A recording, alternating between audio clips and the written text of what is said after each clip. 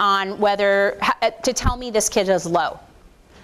I can tell you, without even collecting data, that that kid is low. I don't need your data to tell me that kid is low. And so we have to continue to create the rationale, emphasize the importance that this data is for teachers, to look at how teachers are doing, not necessarily to look at how kids are doing.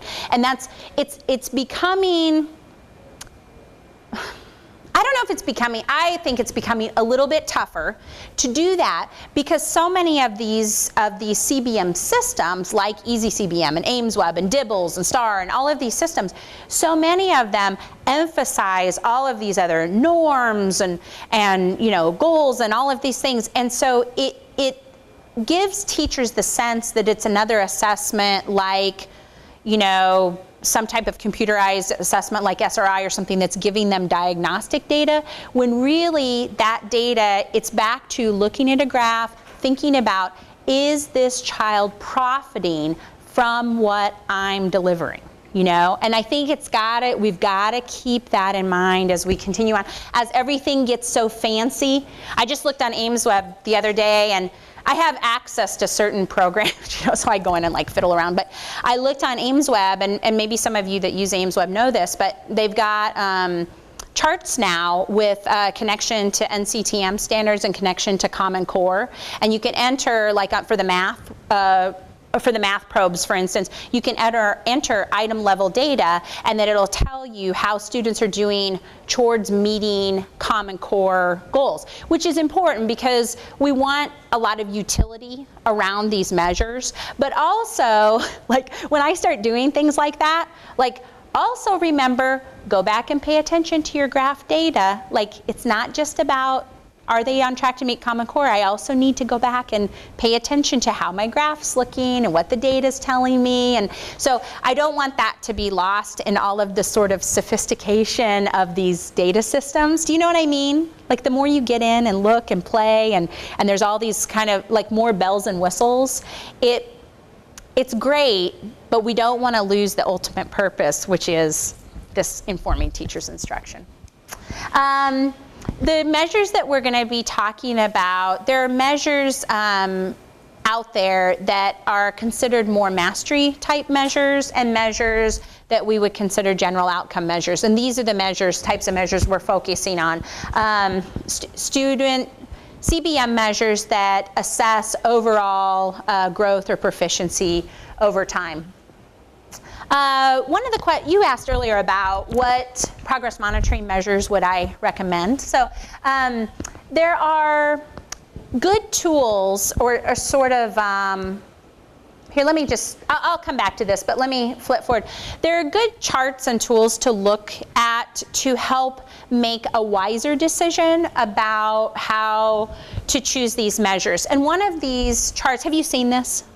Yeah, okay, so this is on the intensiveintervention.org. If you click on, I think it's resources and then tool charts or something like that, they summarize data on general outcome measures, mastery measures, and on interventions. So it's good.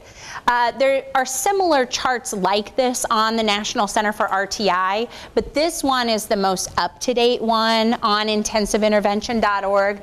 And let me just explain a little bit about this. So rather than, I think in this room, we're pretty used to making decisions based on high quality data. So I think that most of you would be entering into a situation where you're going to like purchase a product or select a product. I think you would enter in and be asking some good questions about that, not just like, ooh, it looks easy to use, okay, good, or like I like the stories, or which is sometimes how measures are chosen. Like those stories are authentic looking. So I don't know what that means, like real or fake, I don't know. But anyway, so we know that we've got to look at psychometric qualities, we've got to look at technical adequacy to help us make a better decision. Some of the other things that enter in, of course, cost, length of time administered. I was saying this morning at one of the sessions, our district, our local district, adopted STAR from Renaissance Learning, and they like it because it's computer adaptive, so kids can be screened on the computer.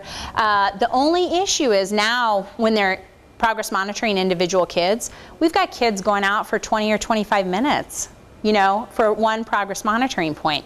I just can't release a child from that. It takes like an intervention session, and that's exactly what we're trying to get away from when we're doing these sort of quick checks. You know, it's not that I think everything can be done or everything learned about a child in 1 minute. That's not why we make them 1 minute. Why do we make them 1 minute?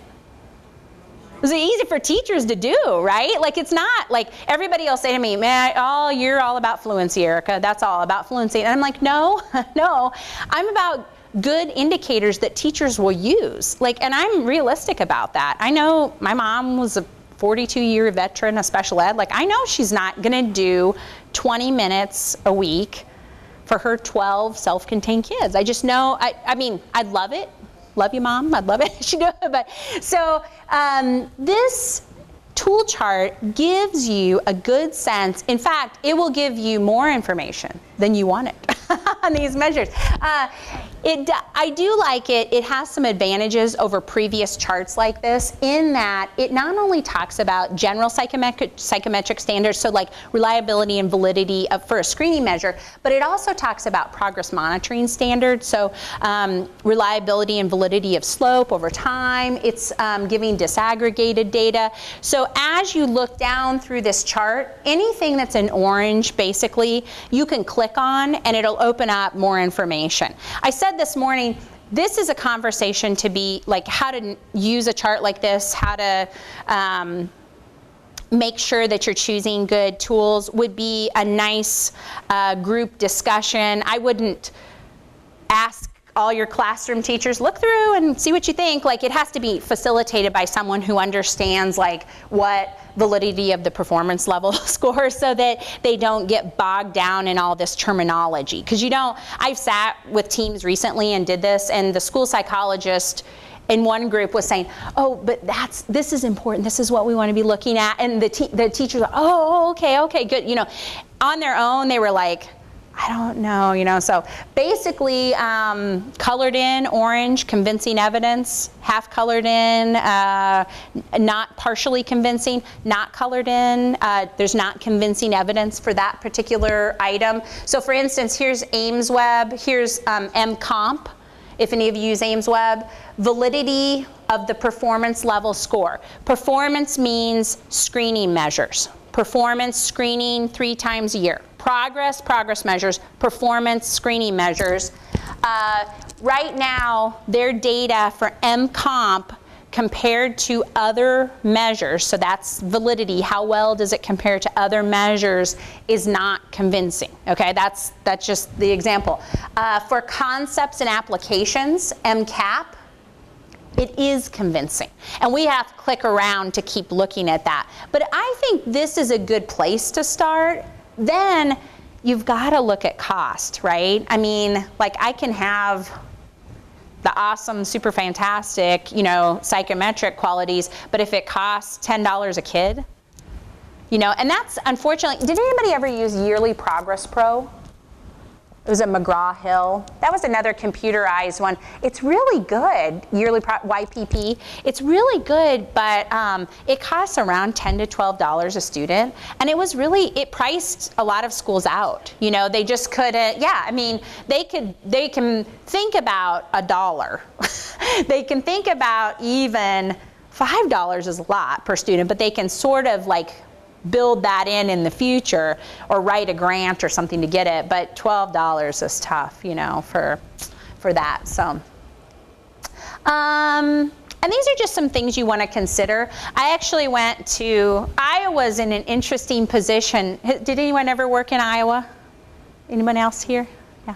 Iowa's in an interesting position because they've done kind of used a problem-solving model or that process for a while. So since the 90s, early 90s, they've used a problem-solving model. Students there are identified. They say it's called, do we say non-categorical? I can't remember how we say that. But anyway, it's a non-categorical system. So students are in need of service, basically. But they've focused so much effort on the use of this problem-solving model for special ed that now they're having to kind of back up and integrate it into gen ed. And I know it seems weird because we're having to do the same thing to some extent, but RTI is sort of billed as a gen ed process. I mean, I still feel like school psychs and special ed teachers were picking up the slack, but now I was almost having to go back and like reframe it, like, hi, I know you thought this was just special ed. Not anymore. And gen ed teachers are almost more reticent because it's not just like coming on the scene and we're all new to it. It's like, no, you were doing that, special ed. No, not our job. That's a special ed thing, right?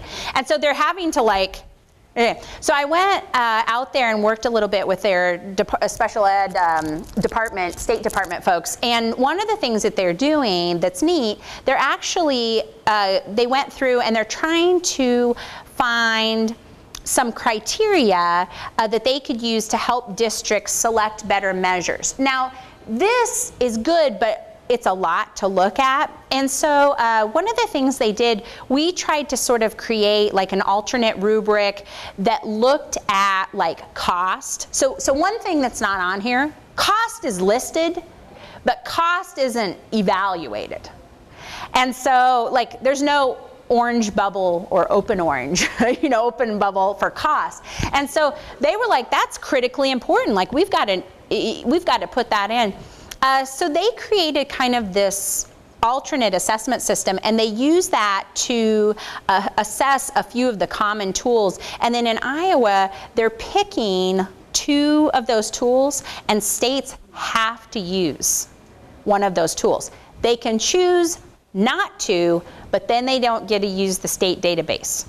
And so they're going to choose a couple of these tools. They're putting all their data in these big databases.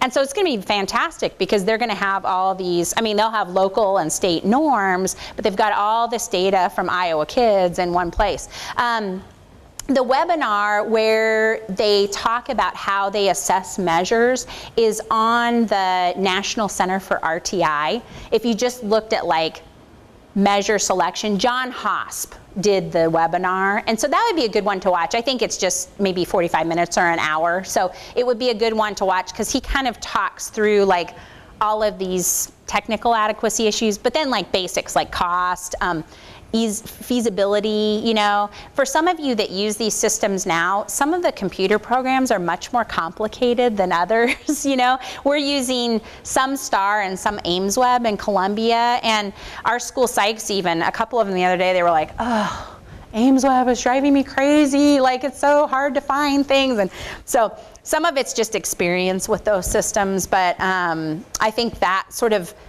navigatability, is that a word? Being able to navigate the system is important as well. Does that help? That's probably way more information than you wanted to know, but.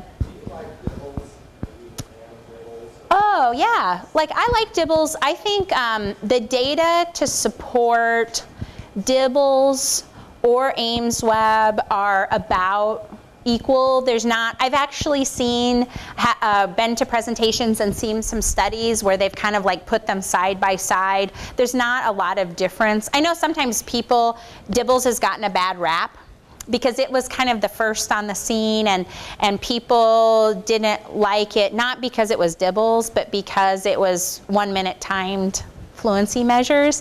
And so I don't have any problem. One of the wonky things though with Dibbles, do any of you use Dibbles right now? Yeah, you know this then, they've got these new norms and the old norms.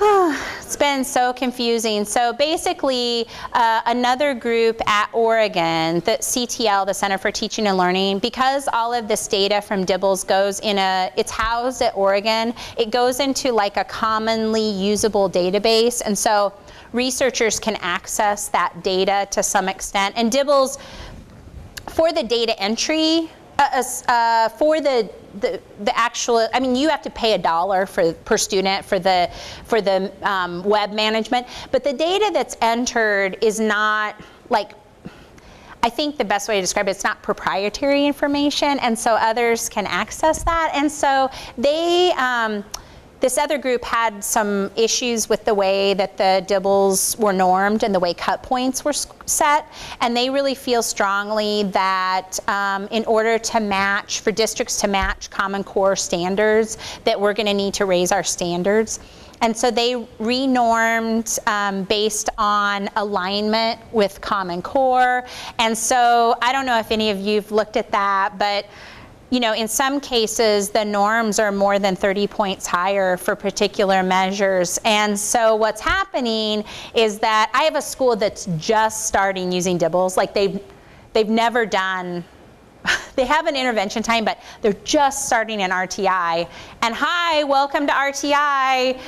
You can use these norms or these. With one, you've got 80% of your kids in the red, and with one, you've got 20%. So I don't care what, it's really hard to explain, like, and they're like, just tell us, just tell, you know. And I feel bad because I just want to make it streamlined for them. So the magic question is, what norms do you use, right? I mean, I think, you know, I had schools in Nebraska this fall, and they were just freaking out because this had just happened, you know, and happened mid-year. And, you know, I said, if you're already using one set of norms, you just stick with those norms for the rest of the year.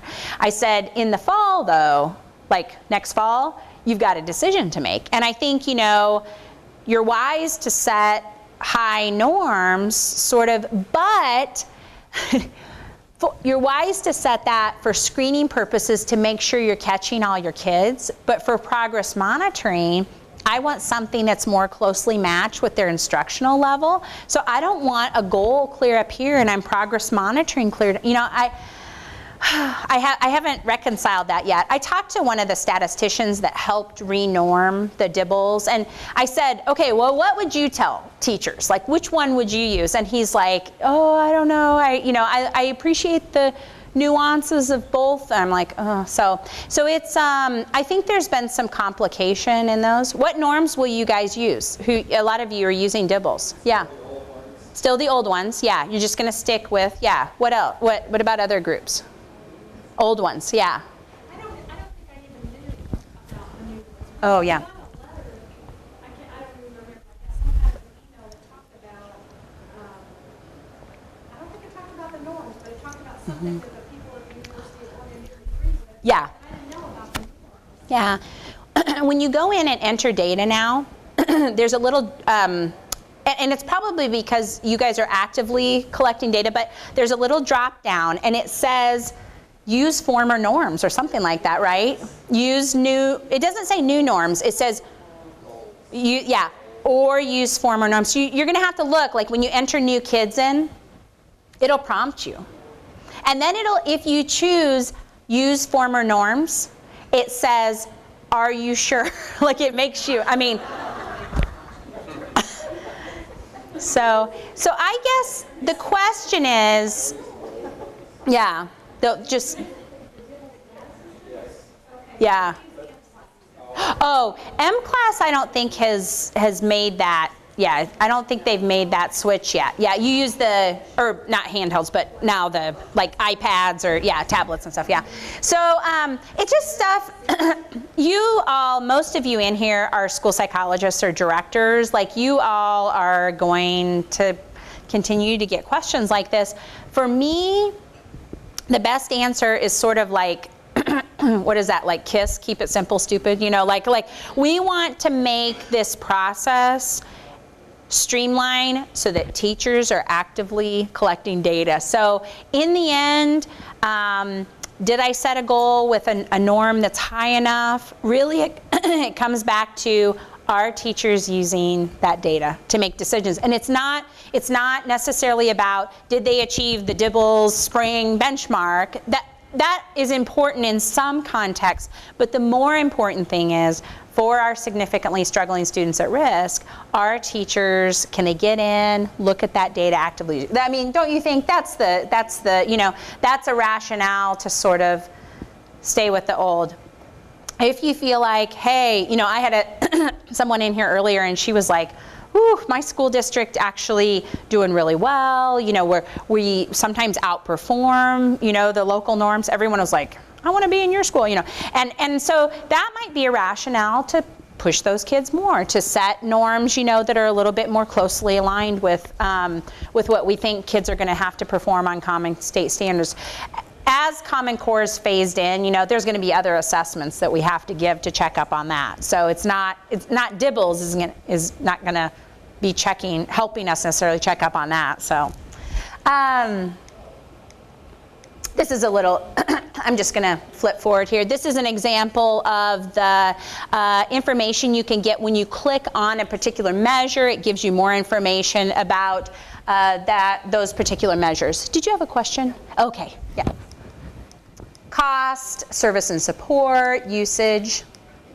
One of the things we have to think about as we're doing screening and progress monitoring is what level we're going to screen and progress monitor. So we're thinking about screening first of all. What level do you screen or benchmark at? Grade level, right.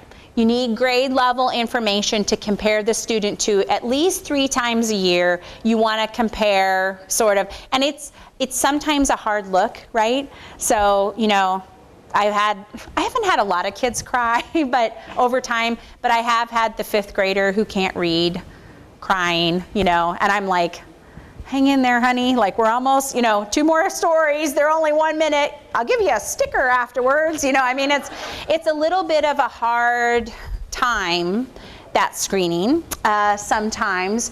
But it also, I said earlier, for those of us that work a lot with at-risk kids or those of us that teach special ed, it's also a way to kind of keep eye on the prize.